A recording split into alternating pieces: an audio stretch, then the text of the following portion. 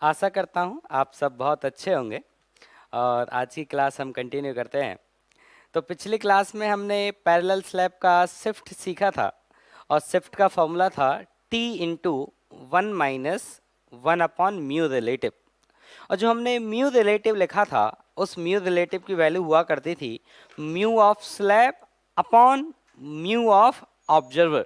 ठीक, तो इस पे एक क्वेश्चन और करते हैं, फिर हम नई बातें स्टार्ट करेंगे। तो क्वेश्चन ऐसे है कि मान लीजिए यहाँ पर एक कांच की स्लैब है और ये इसका जो रिफ्रैक्टिव इंडेक्स है म्यू, उस म्यू को मान लेते हैं हम लेट से 3/2।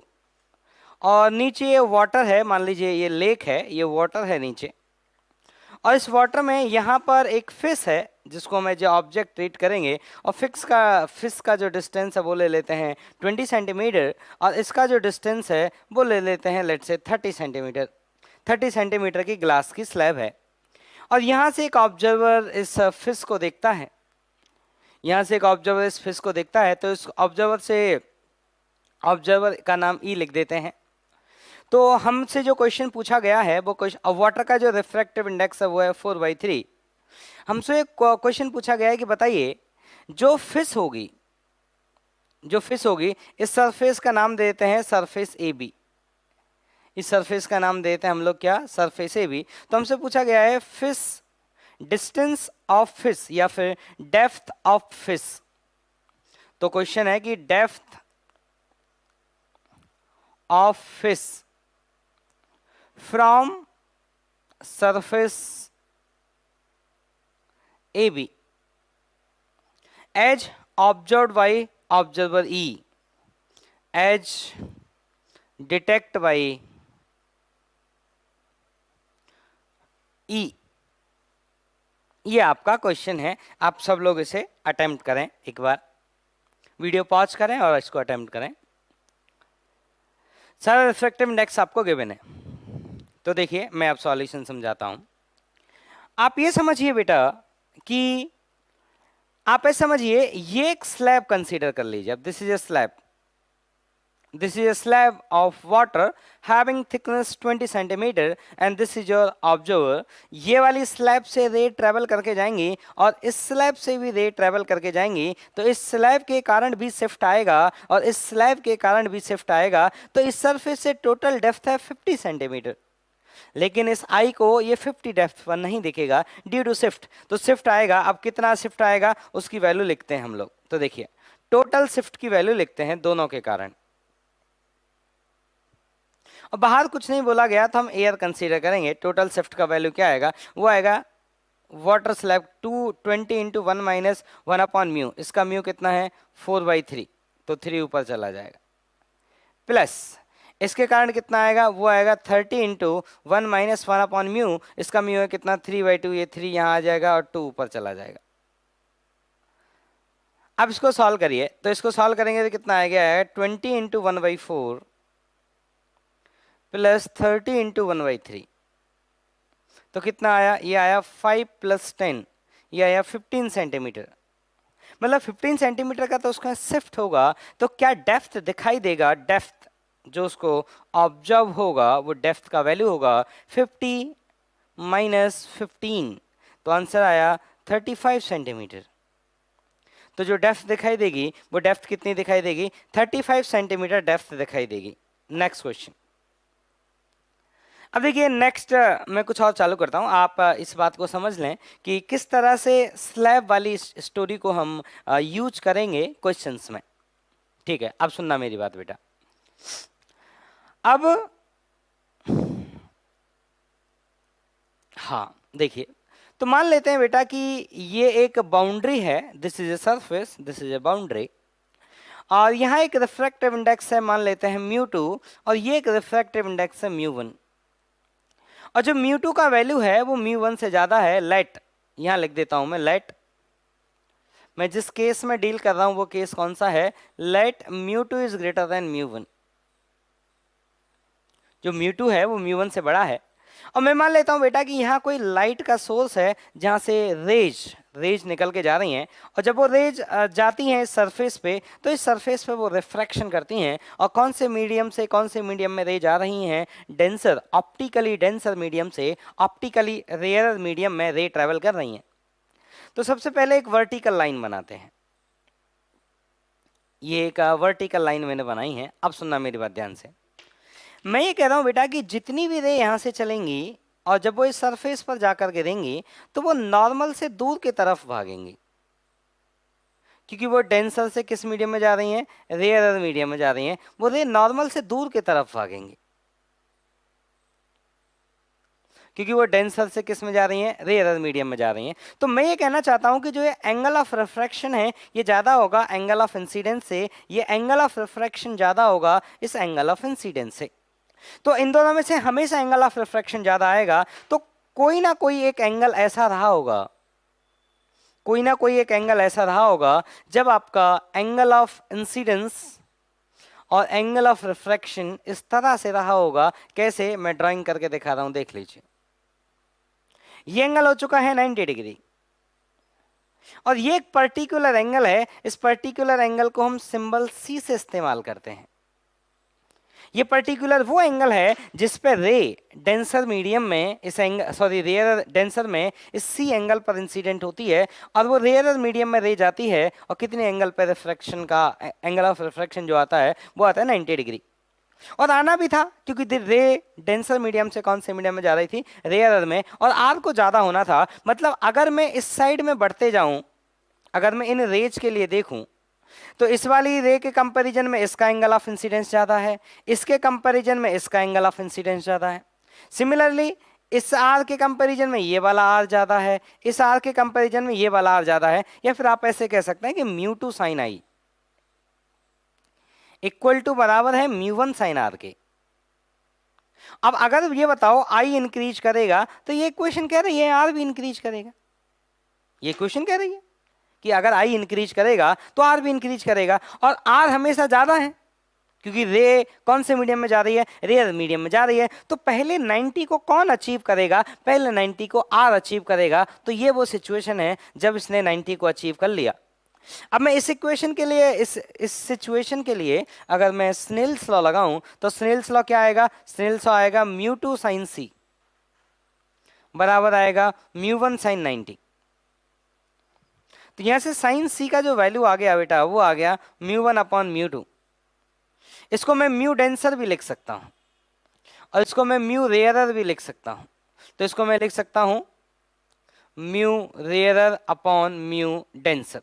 हमें आगे से यही रेयर और डेंसर याद रखना है, म्यू वन म्यू टू हमें याद नहीं रखना है। आगे से हम क्या याद रखेंगे कि जो एंगल, जो वो पर्टिकुलर एंगल, जिस पर्टिकुलर एंगल पर रे आकर इंसिडेंट होती हैं और एंगल ऑफ रिफ्रैक्शन 90 आता है, उस एंगल का साइन सी, उस एंगल का साइन सी वो वैल्यू बराबर होती है mu rare upon mu denser. अब बात आती है कि सर चलो ठीक है, यहाँ तक की कहानी ठीक है, अब आप ये बताओ इससे आगे वाली रे का क्या होगा। अब बड़े ध्यान से सुनना, ये बहुत इंटरेस्टिंग फिनोमेना है। इससे आगे वाली रे का क्या होगा। तो जो रे यहां जाएगी, ये वाली जो रे है, इस वाली रे का जो एंगल ऑफ इंसिडेंस होगा वो इस सी से ज्यादा होगा, और इस सी का नाम होता है क्रिटिकल एंगल। इस सी का नाम क्या होता है, क्रिटिकल एंगल। अब ये वाला जो एंगल ऑफ इंसिडेंस है ये आई, ये ज्यादा है सी से। तो ये वाली लाइट रे चाहकर भी रिफ्रैक्शन नहीं कर सकती, क्योंकि रिफ्रैक्शन तभी होगा जब ये लॉ फॉलो होगा, स्नेल्स लॉ। या फिर आप वाइस वर्सा बोल सकते हैं कि जब जब रिफ्रैक्शन होगा तब तब स्नेल्स लॉ फॉलो होगा, या फिर स्नेल्स लॉ फॉलो होगा तो ही रिफ्रैक्शन होगा। दोनों बातें साइमल्टेनियस इवेंट हैं, दोनों मतलब साइमल्टेनियस चीजें हैं दोनों। अब ये वाली रे का स्नेल्स लॉ फॉलो नहीं हो सकता। क्यों फॉलो नहीं हो सकता, आप इस इक्वेशन में देखिए, आई बढ़ेगा, आर बढ़ेगा, आई बढ़ेगा, आर बढ़ेगा, आई बढ़ेगा, आर बढ़ेगा, आर बढ़ते बढ़ते 90 पहुंच गया। आपका आई अभी 90 नहीं पहुंचा है, लेकिन आर 90 पहुंच गया। आपका आई और बढ़ा। इस इक्वेशन सेटिस्फाई होने के लिए आपके साइन आर को और बढ़ना पड़ेगा, लेकिन साइन आर अब नहीं बढ़ सकता। साइन आर क्यों नहीं बढ़ सकता, क्योंकि साइन आर अपनी मैक्सिमम वैल्यू ले चुका है। मतलब ये इक्वेशन सेटिस्फाई नहीं होगी फर्दर। तो ये वाली जो रे हैं जिनका angle of incidence critical angle से ज्यादा है, इन वाली रेज के लिए आपका स्नेल्स लॉ फॉलो नहीं हो सकता। इसका मतलब इन रेज का रिफ्रैक्शन नहीं हो सकता। तो बात आती है तो फिर क्या होगा, तो होगा रिफ्लेक्शन। तो ये वाली रे, ये वाली जो रे है, ये रे का रिफ्रैक्शन नहीं होगा, दिस, इसका रिफ्रैक्शन नहीं होगा, रिफ्रैक्शन नहीं होगा इस रे का। इस रे का फिर क्या होगा, रिफ्लेक्शन।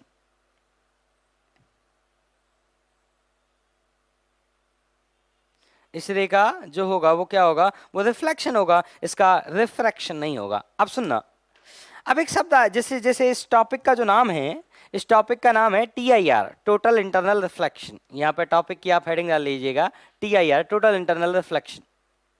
तो बात आती है कि जो ये टॉपिक का नाम है TIR, ये देखो इसका नाम TIR क्यों रखा, उसका कारण आपको मैं समझाता हूं, उतना नोट कर लें आप तब तक।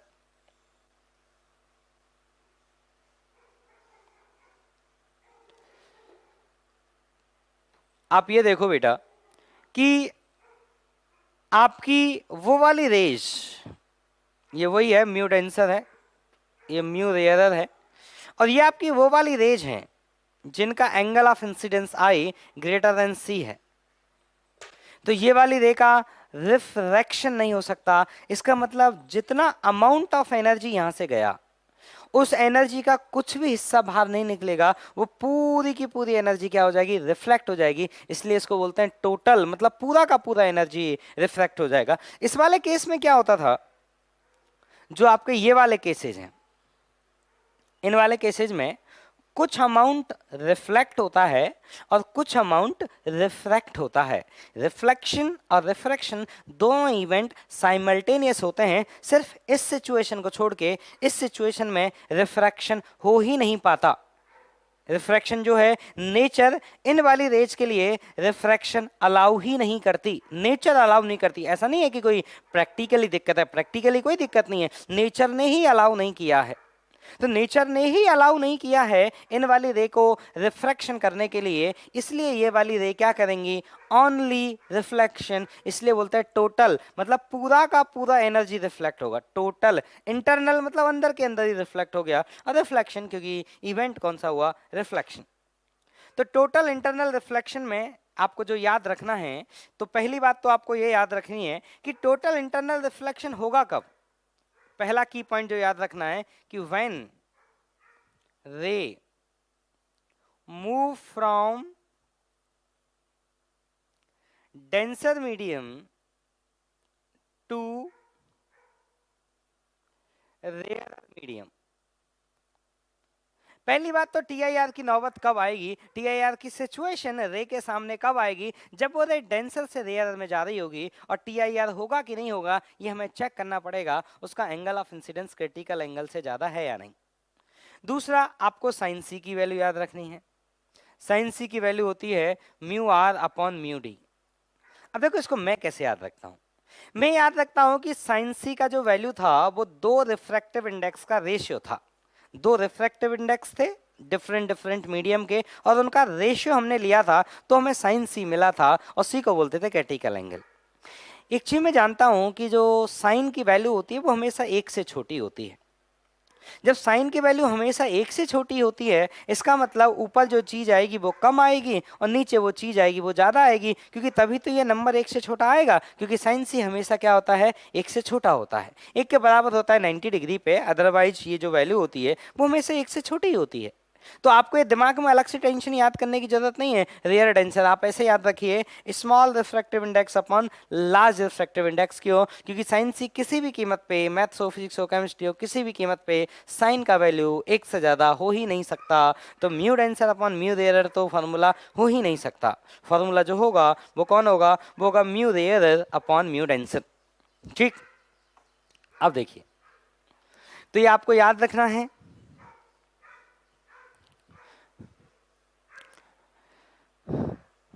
अब सुनिएगा, अब देखिए इस पे क्वेश्चन आपसे हम पूछते हैं। क्वेश्चन ऐसे है बेटा कि मान लीजिए, स्टैंडर्ड क्वेश्चन, फेमस क्वेश्चन, मान लीजिए ये एक बेटा रिवर है, ये लेक है, रिवर है, जो भी आप इसे माने, और यहाँ एक सोर्स है S, जिसका डेप्थ है मान लेते हैं D, और बाहर मान लेते हैं एयर है, और इसका रिफ्रैक्टिव इंडेक्स वो म्यू है सोर्स का, और सोर्स से लाइट निकल के जाती है। तो जब सोर्स यहाँ से लाइट निकल के जाएगी तो इस सरफेस से लाइट रिफ्रैक्शन करके बाहर निकल के जाएगी। तो अगर बाहर से कोई आदमी देखेगा तो उसे उजाला दिखाई देगा। क्यों? क्योंकि उसकी आंख में लाइट रेज जाएंगी, और अगर उसकी आंख में लाइट रेज जाएंगी तो उसे उजाला दिखाई देगा। आपको बल्ब जलते हुए क्यों दिखता है? क्योंकि निकलने वाली लाइट रे आपके आंख में जाती है तो आपको बल्ब दिखता है कि भाई उजाला है। बल्ब को बंद कर दो तो बल्ब से निकलने वाली रे आपकी आंख में नहीं जा रही, तो आपको क्या दिखता है? अंधेरा। तो अब क्वेश्चन ये है कि बताइए इस रिवर की सरफेस पे, ये पॉइंट सोर्स है, इस रिवर की सरफेस पे कितना एरिया होगा जो ब्राइट होगा? तो क्वेश्चन क्या है? क्वेश्चन है आपका find bright area on the surface of river. तो find bright area on the surface of river. Find the bright area on the surface of river, कि रिवर की सरफेस पे कितना एरिया ब्राइट होगा ये आपको बताना है। ठीक, तो सॉल्व करिए आप लोग।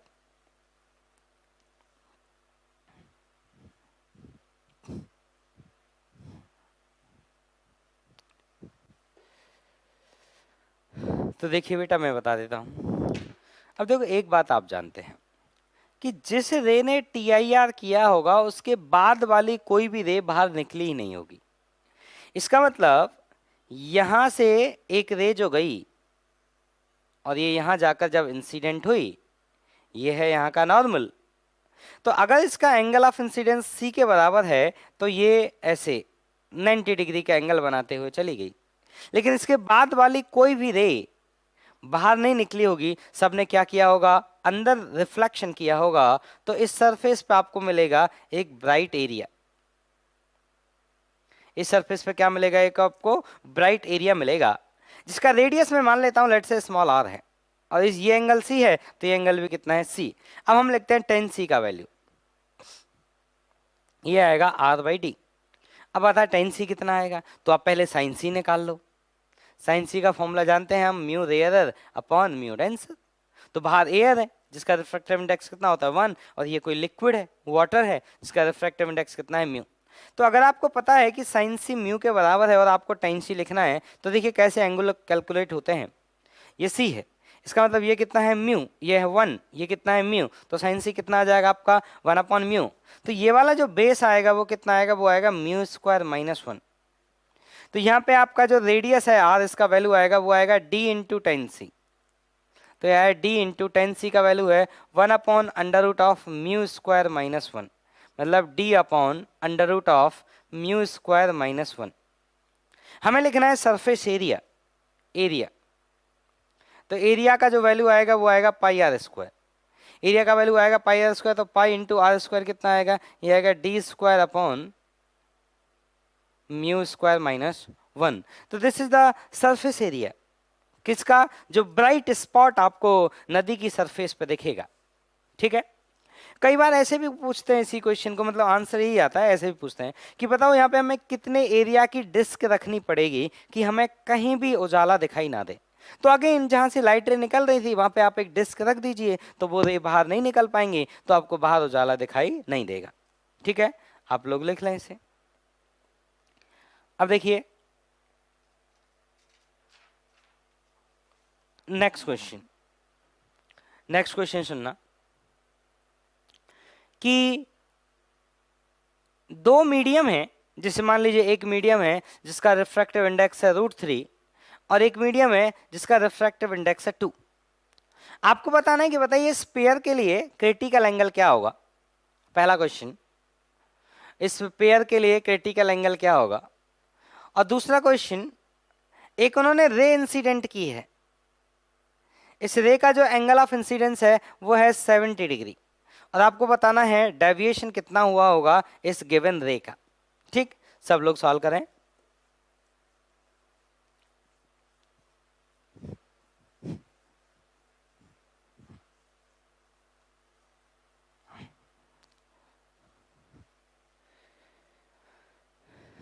तो देखो बेटा, आप देखिए आपकी रे जा रही है डेंसर टू रेयर, तो ये आपको हमेशा सोचना होगा आज के बाद रिफ्रैक्शन के जितने भी क्वेश्चन होंगे उन सब में आपको ये सोचना ही पड़ेगा कि रे डेंसर टू रेयर जा रही है या नहीं, और अगर जा रही है तो ये सोचना पड़ेगा कि कहीं ये TIR तो नहीं करेगी, और उसके लिए ये सोचना पड़ेगा कि क्रिटिकल एंगल कितना है। तो पहले पता कर लेते क्रिटिकल एंगल, उसने पहले ऑप्शन में पूछा भी है। तो साइन सी का जो वैल्यू होगा, सॉल्यूशन साइन सी का जो वैल्यू होगा वो होगा √3/2। तो यहां से सी का जो वैल्यू आया वो आया 60 डिग्री, मतलब जो क्रिटिकल एंगल है इस पेयर के लिए, दिस पेयर ऑफ मीडियम के लिए, दैट इज 60 डिग्री। तो अगर किसी रे का एंगल ऑफ इंसिडेंस 60 डिग्री से ज्यादा हुआ तो वो रे रिफ्रैक्शन नहीं करेगी, वो रे रिफ्लेक्शन करेगी। इसका मतलब जो हमारी गिवन रे है जिसका एंगल ऑफ इंसिडेंस 70 डिग्री है, इस वाली रे का रिफ्रैक्शन नहीं होगा, इस वाली रे का क्या होगा, रिफ्लेक्शन होगा। और जब रिफ्लेक्शन होता है तो डेविएशन का फॉर्मूला डेल्टा ये बराबर होता है π-2i के। ये किसके बराबर होता है आपका, π-2i के। तो डेल्टा का वैल्यू लिखते हैं, पाई कितना है 180 डिग्री माइनस 2 इंटू आई कितना है 60 डिग्री। डायरेक्शन देख लेते हैं, रे को जाना सीधे था लेकिन रे चली इधर गई तो ये डेविएशन हुआ। ये कौन सा डायरेक्शन है, क्लॉकवाइज डायरेक्शन। तो 2 इंटू 60 डिग्री और डायरेक्शन यहाँ लिखा जाएगा क्या, क्लॉकवाइज। तो डेल्टा का जो वैल्यू आया वो आया 2 इंटू 60 नहीं 2 into 70, angle of incidence 70 degree है। तो 140 और 80 आया 40 डिग्री। तो जो डेविएशन आया वो 40 डिग्री आया, और कौन से डायरेक्शन में आया, क्लॉकवाइज डायरेक्शन में आया। ठीक है बेटा, ये लिख लीजिए सब लोग। अब नेक्स्ट क्वेश्चन,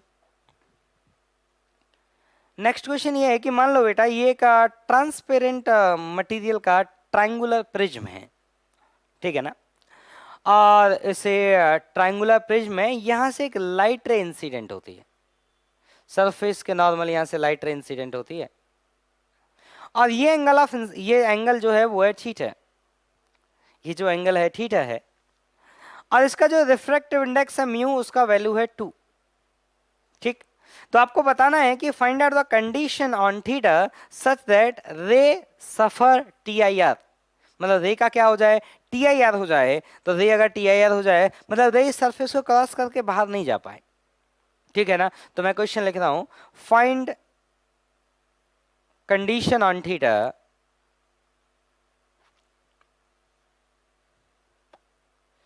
फॉर TIR, मतलब रे आपका क्या करे, TIR करे, उसके लिए थीटा पे कंडीशन क्या होना चाहिए। तो देखो, तो देखिए अगर आपको TIR की बात होनी है तो क्रिटिकल एंगल आपको निकाल लेना चाहिए। आपके मीडियम का रिफ्रैक्टिव इंडेक्स 2 है और सराउंडिंग का रिफ्रैक्टिव इंडेक्स 1 है, और जो TIR की बात चल रही है वो इस बाउंड्री पे बात चल रही है। तो यहाँ रिफ्रैक्टिव इंडेक्स है हमारा 1 और यहाँ रिफ्रैक्टिव इंडेक्स है हमारा 2। तो 2 ज़्यादा है 1 से, तो 2 ज़्यादा है 1 से, तो साइन सी का जो वैल्यू लिखा जाएगा वो आएगा 1/2, और यहाँ से सी का जो वैल्यू आ जाएगा वो आ जाएगा 30 डिग्री। यहाँ जो सी का वैल्यू आया वो कितना आ गया, 30 डिग्री आ गया। अब आप चेक करिए आपका रे का एंगल ऑफ इंसिडेंस, तो ये एंगल थीटा है, तो ये एंगल भी कितना बनेगा, थीटा बनेगा। यहाँ बनाइए परपेंडिकुलर, तो ये एंगल कितना बनेगा, 90 माइनस थीटा। तो इस रे का जो एंगल ऑफ इंसिडेंस है वो 90 माइनस थीटा है, और आपसे सवाल में बोला गया है कि ये रे TIR करनी चाहिए, इसका मतलब रे अंदर ही वापस लौट जानी चाहिए। तो 90 माइनस थीटा बड़ा हो जाना चाहिए 30 डिग्री से। अगर ऐसा हुआ तो ये रे TIR जरूर करेगी, इसका मतलब 90 माइनस 30 डिग्री, इसका मतलब जो थीटा आया आपका वो आया लेस देन 60 डिग्री। तो अगर आपका थीटा 60 से छोटा होगा तो वो एंगल ऑफ इंसिडेंस 30 से ज़्यादा हो जाएगा, और आपकी जो रे है वो क्या करेगी, रे आपकी TIR करेगी। लिख लीजिए। अब देखिए बहुत अच्छा क्वेश्चन आपको मैं कराता हूं, ऑप्टिकल फाइबर से रिलेटेड वो क्वेश्चन है। तो क्वेश्चन ये है बेटा कि ये एक सिलेंडर है, एक सिलेंडर है। देखो ऑप्टिकल फाइबर क्या होता है मैं आपको बताता हूँ। ऑप्टिकल फाइबर क्या होता है, अब मतलब ये वायर है, वायर है, और वायर में यहां से लाइट रे होती हैं, electromagnetic wave, EM wave, EM wave होती हैं, और वो EM वेव इसी के अंदर ऐसे चल के जा रही होती हैं, ऐसे इससे बाहर नहीं निकलती, इसी के अंदर वो चल के जा रही होती है। ऐसे बड़ा सिलेंडर है, मतलब वायर है ये पूरा। तो जो आपका ऑप्टिकल फाइबर होता है, ऑप्टिकल फाइबर में ये होता है कि जो रे होती हैं वो अंदर इस वायर के थ्रू ही अंदर के अंदर चल के जा रही होती हैं, रे बाहर नहीं निकलती, मतलब रे सरफेस पे रिफ्रैक्शन नहीं करती। तो रे सरफेस पे रिफ्रैक्शन नहीं कर सकती, तो रिफ्रैक्शन को रोकना अपने बस की बात नहीं है, वो सिर्फ टीआईआर रोक सकता है। तो हम यहाँ पे इन रे के लिए ऐसी कंडीशन पैदा कर देते हैं कि वो टीआईआर करें, तो अब उनको नेचर ही अलाउ नहीं करेगी बाहर निकलने के लिए, और हमारा काम हो जाएगा क्या, हमारी रे आगे प्रोपगेट हो जाएंगी, वही हमें चाहिए। तो ऑप्टिकल फाइबर का जो कंसेप्ट है वो यही है कि रे बाहर ना निकल पाए, तो आप उनके लिए ऐसी कंडीशन पैदा कर दीजिए कि वो कर्व्ड सरफेस पर टीआईआर करें। मतलब कर्व्ड सरफेस पे जो उनके एंगल ऑफ इंसिडेंस हैं वो सभी angle of incidence critical angle से ज्यादा हो जाएं, तो वो रे आपकी क्या करेगी, टीआईआर करेगी। अब सुनना क्वेश्चन। तो क्वेश्चन मेरा ये है कि एक सिलेंडर है, एक सिलेंडर है,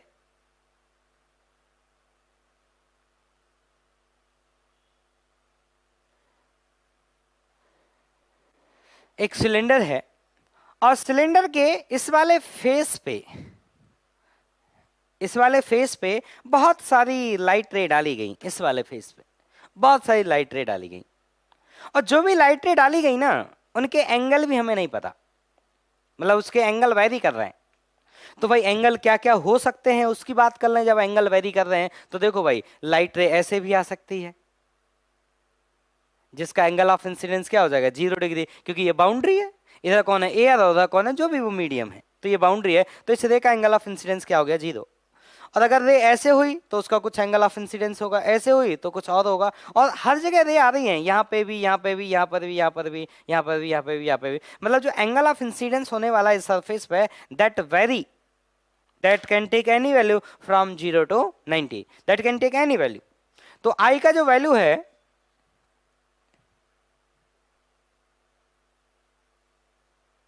ये रे हैं जो इस सरफेस पर आकर गिर रही हैं, इसका मतलब किसी भी एंगल पर रे आकर गिरे इस सरफेस पे, हम ये चाहते हैं कि कोई भी रे जो इस सरफेस पर आकर गिरी वो रिफ्रैक्शन तो करेगी ही, क्योंकि रेयर से डेंसर जा रही है, उसको टीआईआर की चिंता नहीं है। टीआईआर की चिंता उसको होती है जो डेंसर से रेयर जाती है, लेकिन ये वाली रे कहां जा रही है, रेयर टू डेंसर जा रही है, तो इसको टीआईआर का टेंशन नहीं है। ठीक, तो ये रे रिफ्रैक्ट करके अंदर तो जाएंगी, और जब ये अंदर जाएंगी तो इस कर्व्ड सरफेस पर जाकर गिरेंगी, और जब ये कर्व्ड सरफेस पर जाकर गिरेंगी तो अब टेंशन का काम है, क्योंकि ये है मेरा डेंसर मीडियम और बाहर कौन है, रेयर मीडियम। अगर ये रिफ्रैक्शन कर गई तो डेंसर टू रेयर जाएगी, तो अब डेंसर टू रेयर जाने में टीआईआर की कंडीशन आती है। इसका मतलब अगर मैं इस रे को चाहता हूं कि ये रे बाहर ना निकले तो मैं इस रे को टीआईआर करा दूं, तो ये रे बाहर नहीं निकलेगी। तो क्वेश्चन यही होता है कि बताइए इस सिलेंडर के जो रिफ्रैक्टिव इंडेक्स है, what is the condition on the refractive index of the cylinder such that all ray propagate along the wire, always, मतलब कोई भी रे यहां पर आपकी रिफ्रैक्शन नहीं करनी चाहिए, मतलब कोई भी रे यहां से बाहर नहीं निकलनी चाहिए, रे बाहर नहीं निकलेगी तो सिग्नल का लॉस नहीं होगा। तो what is the condition on the refractive index of the cylinder such that all rays propagate along the cylinder, सभी रे सिलेंडर के अलोंग चलती जाएं, कोई भी वहां पे रिफ्रैक्शन ना करे। इसका मतलब सब टीआईआर करे, सब ए टू जेड टीआईआर करे, बिल्कुल ए टू जेड टीआईआर करे। तो कैसे सॉल्व करेंगे इसको, तो देखिए बताता हूं। तो क्वेश्चन आपने समझ लिया, कंडीशन बतानी है म्यू पे सच दैट कोई भी रे कर्व्ड सरफेस पर रिफ्रैक्शन ना करे, सभी रे कर्व्ड सरफेस पर टीआईआर करें, ये आपको बताना है। सुनना, तो बात ऐसी है बेटा कि हमें टीआईआर कराना है क्योंकि हमें सिग्नल को बाहर नहीं निकलने देना, नहीं तो हमारा सिग्नल लॉस हो जाएगा। तो अब आप डायग्राम देखिए,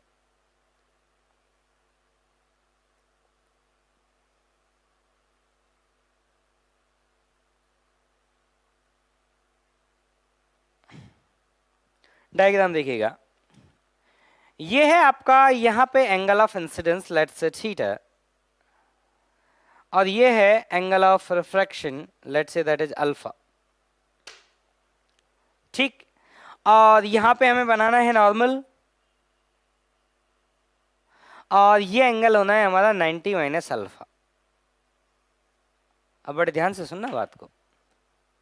थीटा की डिफरेंट डिफरेंट वैल्यूज के लिए अल्फा की डिफरेंट डिफरेंट वैल्यूज आएंगी, और अगर अल्फा की वैल्यूज डिफरेंट डिफरेंट आएंगी तो 90 माइनस अल्फा की भी डिफरेंट डिफरेंट वैल्यूज आएंगी। इसका मतलब कर्व्ड सरफेस पर जो एंगल ऑफ इंसिडेंस है उसकी वैल्यू, बहुत सारी वैल्यू होंगी, डिफरेंट डिफरेंट वैल्यूज होंगी। मैं चाहता हूं कि यहां पे टी आई आर हो, तो मैं ये कह रहा हूं कि बेटा 90 माइनस अल्फा का जो सबसे मिनिमम वैल्यू है, अगर वो ही यहां के क्रिटिकल एंगल से ज्यादा हो जाए, 90 माइनस अल्फा का सबसे मैक्सिमम सबसे मिनिमम जो वैल्यू है अगर वही क्रिटिकल एंगल से ज्यादा हो जाए, तो बाकी सब तो क्रिटिकल एंगल से ज्यादा होंगे ही होंगे। तो सब दे क्या करेंगे, टी आई आर। इसका मतलब 90 minus alpha minimum greater than होना चाहिए सी, और सी कौन है, स्पेयर का क्रिटिकल एंगल। जो सी है वो सी कौन है, स्पेयर का क्रिटिकल एंगल है, ठीक है ना। बाहर हम एयर ही मान लेते हैं, तो बाहर एयर है और उसका रिफ्रैक्टिव इंडेक्स हो गया म्यू, तो साइन सी कितना हो जाएगा आपका 1/म्यू। अब मुझे बताइए, तो 90 माइनस अल्फा की minimum value, sorry 90 minus alpha की मिनिमम वैल्यू कब आएगी, जब अल्फा मैक्सिमम आएगा, क्योंकि मुझे इस ब्रैकेट का मिनिमम वैल्यू चाहिए। और इस ब्रैकेट का मिनिमम वैल्यू कब आएगा, जब ज्यादा सब्ट्रैक्ट होगा, ज्यादा सब्ट्रैक्ट होगा मतलब अल्फा की मैक्सिमम वैल्यू। अब बात आता है कि अल्फा मैक्सिमम कब होगा, तो जब थीटा मैक्सिमम होगा। थीटा मैक्सिमम कितना हो सकता है, 90 डिग्री, तो अल्फा मैक्सिमम कितना होगा, इस पेयर के क्रिटिकल एंगल के बराबर। ये भी एयर है, इधर भी एयर है, तो इस पेयर का जो क्रिटिकल एंगल आएगा वो कितना आएगा, सी के बराबर आएगा। इसका मतलब देखिए अल्फा मैक्सिमम का डायग्राम बना के दिखाता हूं।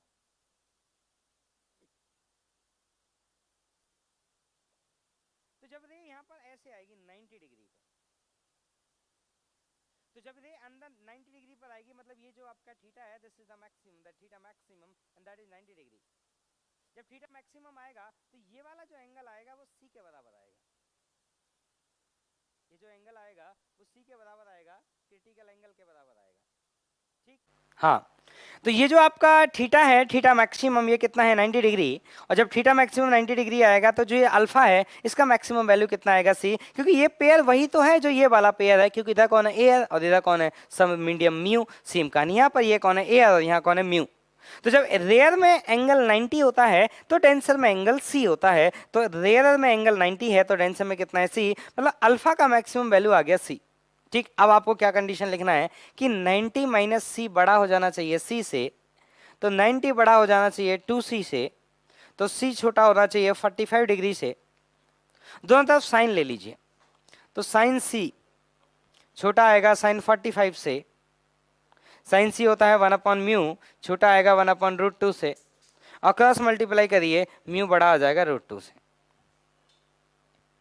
तो म्यू अगर √2 से बड़ा होगा तो जो भी सिग्नल आप इस फेस पर डालेंगे सभी के सभी सिग्नल यहाँ पर क्या करेंगे, TIR करेंगे और ये आगे ट्रांसमिट करेंगे, ठीक है। तो ये ऑप्टिकल फाइबर में ये कंडीशन बनाई जाती है, ठीक। और सुनिए, लिखें इसको आप लोग, एक क्वेश्चन और करते हैं।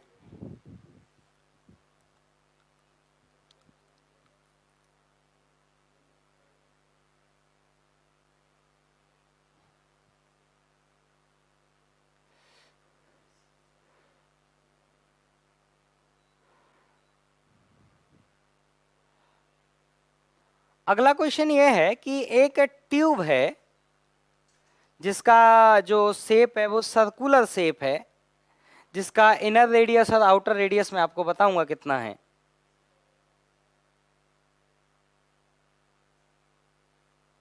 तो ये ट्यूब है, ये सर्कुलर इसका डायग्राम है, और ये है इस तरह से इसका शेप है।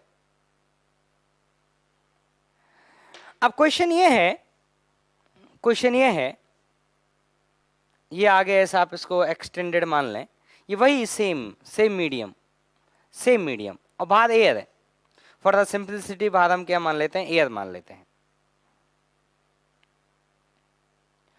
अब क्वेश्चन ये है कि यहां से हम रे इंसिडेंट करते हैं और रे ऐसे एकदम पैरेलल इस सिलेंडर की, ये वाला जो सिलेंडर है इसकी एक्सिस के एकदम पैरेलल रे जा रही है ऐसे, ऐसे रे जा रही है पैदल, और मैं क्या चाहता हूं कि ये रे TIR करते करते करते करते सारी रे इस डायरेक्शन से निकल जाए। तो मैं आपसे पूछना चाहता हूं कि बताइए ये जो मीडियम है ये यहाँ से यहाँ तक एक ही मीडियम है, बस ये क्रॉस सेक्शन सर्कुलर है और ये एकदम स्ट्रेट सिलेंडर है, रिफ्रैक्टिव इंडेक्स म्यू है। मैं आपसे पूछना चाहता हूं कि बताइए रिफ्रैक्टिव इंडेक्स म्यू का क्या वैल्यू होना चाहिए। ये वैल्यू है स्मॉल r, और इसका जो विड्थ है, इस विड्थ को मैं मान लेता हूं लेट से t, इसका डायमीटर को t नहीं डायमीटर को d से लिख लेते हैं, चलिए ठीक है, ये डायमीटर है d। और मैं आपसे जानना चाहता हूं कि बताइए जो आपका ये म्यू है, इस म्यू का क्या वैल्यू होना चाहिए कि जो आपकी रे हैं वो क्या करें, TIR करें। ठीक है, तो सुनिए म्यू पे कंडीशन, रे स्मॉल r, इनर डायमीटर कितना d, बाहर मानना है, कुछ नहीं बोला गया तो एयर मानना है। अब देखो आपको कंडीशन लिखना है म्यू पे, कि क्या कंडीशन होगा म्यू पे कि जो रे इस साइड से हमने इंसिडेंट करी वो रे उस साइड से निकल जाए, कंडीशन। अब सुनना, अब मैं कह रहा हूं आप इन रे को बड़े ध्यान से देखो, जो रे एकदम ये साइड से जो रे गई है, एकदम साइड वाली रे, ये वाली जो रे गई है,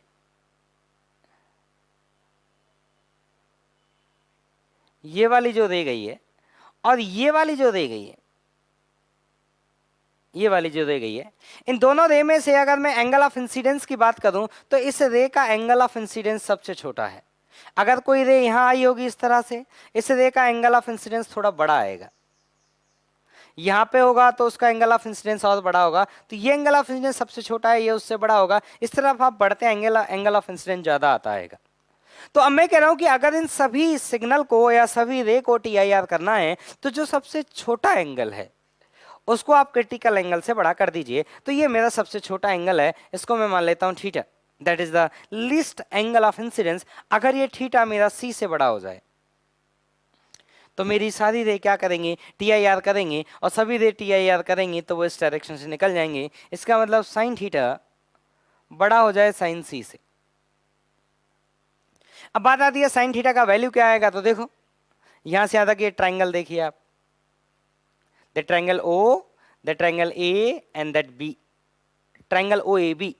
अगर इसमें आप साइन थीटा लिखेंगे तो ये आया आपका स्मॉल r और ये हाइपोटेनियस आया r प्लस डी, तो साइन थीटा जो आपका आएगा वो आएगा r upon r plus D. Sine theta को आप यहां पुट कर दो तो ये आया r upon r plus D, और साइन C किसके बराबर होगा, इसका रिफ्लेक्ट म्यू है, बाहर का कौन है, एयर, तो इस पेयर का क्रिटिकल एंगल C, और साइन C आएगा mu rarer upon mu denser. आप क्रॉस मल्टीप्लाई करिए तो जो म्यू आया, म्यू ग्रेटर देन आया आपका r plus D upon r, तो म्यू ग्रेटर देन आया 1 प्लस डी बाई आर। तो अगर वो पूछ ले कि बताइए म्यू का लीस्ट वैल्यू कितना होना चाहिए, तो 1 प्लस डी बाई आर से थोड़ा सा ज्यादा, तो फॉर द कैलकुलेशन पर्पज हम उसको क्या बोल सकते हैं, 1 प्लस डी बाई आर। ठीक, तो देखिए ये TIR से रिलेटेड कुछ क्वेश्चन थे।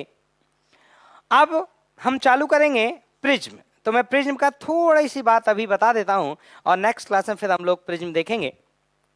तो प्रिज्म के बारे में मैं थोड़ा सा एक जनरल इंफॉर्मेशन आपको दे देता हूं कि किसको हम प्रिज्म कहेंगे और क्या क्या टर्मिनोलॉजी हम उसमें इस्तेमाल करने वाले हैं। तो सुनिएगा, तो ये आपका है प्रिज्म, तो ऐसे ट्राइंगुलर प्रिज्म। अगर आप इसका 3D व्यू देखने की कोशिश करेंगे तो कुछ इस तरह से इसका 3D व्यू बनेगा, कुछ इस तरह से इसका 3D व्यू बनेगा।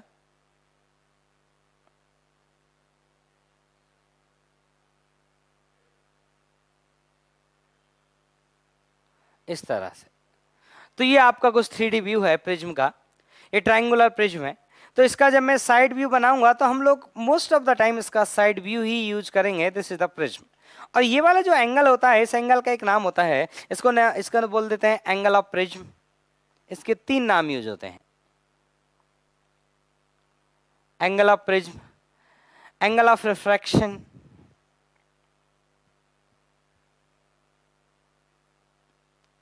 और या फिर एपेक्स एंगल। ये 2 नाम बहुत कॉमन यूज होते हैं, ये कभी रेयरली यूज करते हुए मिलेगा, तो मैं बता दिया कि कहीं क्वेश्चन में आप कंफ्यूज ना हो। ये हो गया आपका एपेक्स एंगल। और ये जो एंगल होता है इनको बोलते हैं base angle, B1 and B2, इनको बोल देते हैं हम लोग क्या, बेस एंगल। और ये वाली जो सरफेसेज होती हैं, ये वाली सरफेस और ये वाली सरफेस, इन दोनों को मिला के बोलते हैं रिफ्रैक्टिंग सरफेसेस।